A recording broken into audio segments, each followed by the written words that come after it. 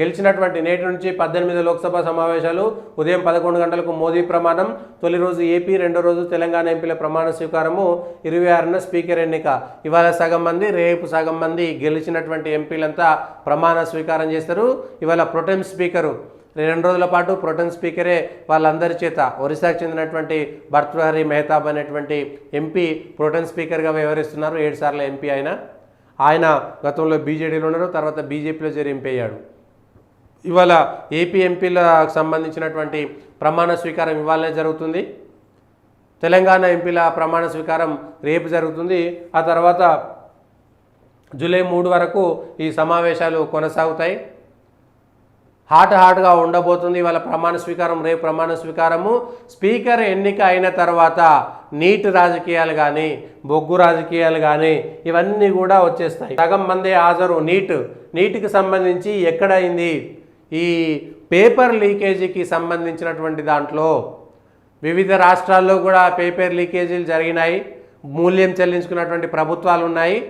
ఇప్పుడు కూడా నీట్కి సంబంధించినటువంటి పేపర్ లీకేజ్ ఎక్కడ జరిగింది, ఎవరు చేశారు, దాని వెనక ఎవరు రాజకీయ శక్తులు ఉన్నారు, లేదంటే ఎవరు అధికారులు ఉన్నారనేటువంటిది కుల్లంకులంగా ఇప్పటికే దానిపైన సిబిఐకి సంబంధించినటువంటి కేసు కూడా నమోదైంది. నేషనల్ టెస్టింగ్ ఏజెన్సీ సంబంధించినటువంటి ఆ డీజీని కూడా మార్చేశారు. ఎవరైతే కొత్త చట్టాన్ని కూడా అమల్లోకి తీసుకొచ్చేశారు వెంటనే ఆర్డినెన్స్ ఇచ్చేసి. ఎవరైనా సరే పేపర్ లీకేజీ చేస్తే, ఆ పేపర్ లీకేజీ చేస్తే ₹1 కోటి జరిమానా, 10 సంవత్సరాల పాటు జైలు శిక్ష విధించడం స్వాగతించాల్సిందే. ఎక్కడో చోట ఇంకొక విషయం చెప్పుకోవాలి. ఏదో ఉక్రెయిన్, రష్యాకు సంబంధించినటువంటి పెద్ద యుద్ధాలను ఆపగలిగినటువంటి మోడీ, సర్జికల్ స్ట్రైక్కి పాకిస్తాన్ను భయపెట్టినటువంటి మోడీ, విదేశాలలో భారతదేశం యొక్క కీర్తి పతాకాలను రెపరెపలాడించినటువంటి మోడీ, భారతదేశం గొప్పను పెంచినటువంటి మోడీ, ఇన్ని జరిగినా అంటే దేశంలో ఇంత ఊరంతా శకనం చెప్పేటువంటి బల్లి కుర్తెలబడి చచ్చిపోయింది అన్నటువంటి ఒక సామెత ఎక్కడ ఉంటుంది చూసిరా? ఇంట గెలిచి రచ్చ గెలవాలన్నటువంటి ఉందా? ప్రపంచమంతా మెచ్చినటువంటి నాయకుడు, ప్రపంచం అందరూ కూడా ఆయన చెబితే వినేటువంటి నాయకుడు భారతదేశంలో ఈ చిన్న పెద్ద కుండ అయినా సరే చిన్న నెర్ర పడితే, చిన్న తూటు పడితే అది కొద్దిగా కారి నీళ్ళన్నీ పోతున్నట్టుగా దేశంలో ఇట్లాంటి అంశాలపైన సీరియస్గా తీసుకోకపోతే నువ్వు ఎన్ని చేసినా సరే, నరేంద్ర మోడీ అత్యంత అభివృద్ధి చేసిండు, రామాలయం కట్టిండు, నలంద విశ్వవిద్యాలయం కట్టిండు, ప్రపంచ దేశాలన్నిటికీ దిక్సూచిగా ఉన్నాడు, బలమైనటువంటి నాయకుడు అనుకున్నా సరే రైల్లో జనరల్ కోచ్లు పెంచలేదనేటువంటి కోపంతో ఓట్లేదు కొంతమంది. జనరల్ బోగీలు పెంచలేదు, జనరల్ బోగీ లేదనేటువంటిది లేదు. రైల్వేలో జర్నలిస్టులకు వచ్చేటువంటి ఉచిత పాస్లు ఏవైతే ఉన్నాయో అవి తీసేసిరనేటువంటి కోపంతో చాలామంది జర్నలిస్టులు నెగిటివ్ ప్రచారం చేయడం మొదలుపెట్టారు. దేశంలో అభివృద్ధి జరగలేదా? అభివృద్ధి జరిగింది. కానీ భారత రాజ్యాంగాన్ని మారుస్తారనేటువంటి తప్పుడు ప్రచారాన్ని అరికట్టలేక భారతీయ జనతా పార్టీ అనేక చోట్ల ఓడిపోయింది. నరేంద్ర మోడీ పేరు మసకబారిపోయింది. అత్యంత బలమైనటువంటి నాయకుడు రైతు ఉద్యమాలను ఆపలేకపోయాడనేటువంటిది ఒక చర్చ జరిగింది. ఇంకొకటి అందరినీ కలుపుకపోవాలి, సబ్కా విశ్వాసు, సబ్కా ప్రయాసు ఏంది అనేటువంటిది ఒక నినాదం ఏదో పెట్టారు కదా. ఆ సబ్కా విశ్వాస్ రాలేకపోయింది.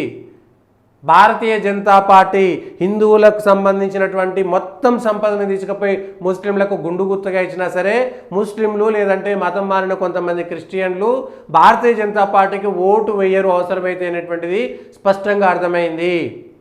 దళితులు, గిరిజనులను భారతీయ జనతా పార్టీకి కొంతమేరకు గిరిజనులు మారిపోయి గిరిజనులు బీజేపీకి దగ్గరైపోయారు. కానీ ఇంకా దళితుల్లో ఒక సెక్షన్ని పూర్తి స్థాయిగా హిందుత్వం నుంచి పక్కకు పంపించేటువంటి ప్రయత్నం చేసి దళితులు భారతీయులు కాదు, హిందువులు కాదనేటువంటి చేసినటువంటి ఏదైతే చేశారో, ఇంకొక కీలకమైనటువంటి అంశము దేశవ్యాప్తంగా ఒక ఎకోసిస్టమ్ ఏర్పాటు చేసుకున్నటువంటి లెఫ్ట్ ఎకోసిస్టమ్ కానీ, లిబరల్ ఎకోసిస్టమ్ కానీ, యాంటీ హిందుత్వ ఎకోసిస్టమ్ ఏదైతే చేయగలిగారో, ఏది మీడియాలో కానీ, మేధావుల్లో కానీ, యూనివర్సిటీలో కానీ, చదువుల్లో కానీ, పాఠశాలల్లో, యూనివర్సిటీల్లో, మేధావుల్లో లేదంటే అధికారుల్లో, దేశవ్యాప్తంగా ఉన్నటువంటి అధికార వ్యవస్థలో ఇప్పటికీ బీజేపీకి కానీ ఆర్ఎస్ఎస్ కానీ ఒక ఎకోసిస్టమ్ లేదు అనడానికి మొన్న వచ్చినటువంటి ఫలితాలు నిదర్శనం. ఈ నీట్ ఫలితాలు కూడా ఊరంతా శకనం చెప్పినటువంటి బల్లి కుర్తుల పడ్డట్టుగా నరేంద్ర మోడీ చేసినటువంటి తప్పు ఏంటంటే అందరూ నా వాళ్ళు అనుకున్నారు, అందరూ నీ వాళ్ళు కాలేరు. నీవంటూ ఒక ఎకో సిస్టమ్ మీడియాలో ఏర్పాటు చేసుకోలేకపోయినావు. ఈరోజు కూడా మీడియాలో ఉండేటువంటి వాళ్ళు విదేశీ సిద్ధాంతాలను అనుసరిస్తూ ఒక ఎకో సిస్టమ్ని ఏర్పాటు చేసుకున్న ఎకో సిస్టమ్ని ఇప్పటికీ బంద్ చేయలేకపోయారు. రైతుల ఉద్యమంని అదుపు చేయడంలో, సిఏఏ అల్లర్లు అదుపు చేయడంలో, దేశమంతా ఇంత సౌఖ్యంగా ఉందనేటువంటిది పక్కన పెట్టి మణిపూర్లో విదేశీ శక్తులు చేసినటువంటి, విదేశీ మతాలు చేసినటువంటి అల్లర్లలో దేశంలో నరేంద్ర మోడీ పేరుకు, నరేంద్ర మోడీ ప్రభుత్వానికి ఒక మచ్చ రాలేదా? మణిపూర్ అల్లర్లు ఎందుకని అంతకాలం జరిగింది? సో ఈ దేశంలో విదేశీ శక్తుల యొక్క ప్రభావము, ఎకో సిస్టము ఉంది. ఆ ఎకో సిస్టమ్ని కూకటి వేళ్లతో సహా చంపివేయడము, ఒక బీజేపీ ఆర్ఎస్ఎస్కు సంబంధించినటువంటి ఎకో సిస్టాన్ని పెంపొందించుకోకపోవడం అనేటువంటిది నరేంద్ర మోడీ ఫెయిల్యూర్గా ఇవాళ ప్రజలు చెప్పుకోవాల్సినటువంటి, మోడీని ఆరాధించేటువంటి వాళ్ళు, మోడీని పొగిడేటువంటి వాళ్ళే చెప్తున్నారు. అన్నీ నరేంద్ర మోడీ కావచ్చు, నరేంద్ర మోడీ గొప్ప కావచ్చు, కానీ కింద పనిచేసేటువంటి ఎకో సిస్టమ్ను డెవలప్ చేయడంలో పార్టీ, జాతీయ, రాష్ట్ర స్థాయిలో ఉండేటువంటి నాయకులు కేవలం మోడీ అనేటువంటి పేరుతో గెలుస్తామనుకున్నారు. కానీ దేశవ్యాప్తంగా రచ్చ చేసేటువంటి వాళ్ళు 2014లో 19లో ఇదే చేసినారు. కానీ అప్పుడు ఉన్నటువంటి పరిస్థితుల వల్ల కాలేకపోయింది. కానీ ఇప్పుడు కూడా ఉత్తరప్రదేశ్లో ఎందుకు ఓడిపోయారంటే ఎకో సిస్టమ్ లేకపోవడం వల్ల.